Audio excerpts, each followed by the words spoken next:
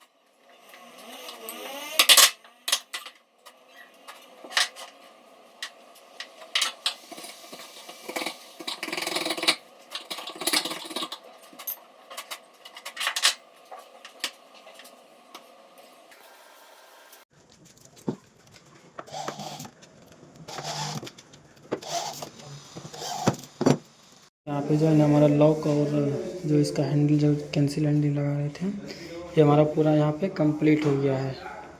अब जो है यहाँ पे अब हमको इसमें गलाना है, इसको गला करके इसके बाद जो है इसका लॉक कंप्लीट हो जाएगा। तो ये हमारा देख सकते हैं।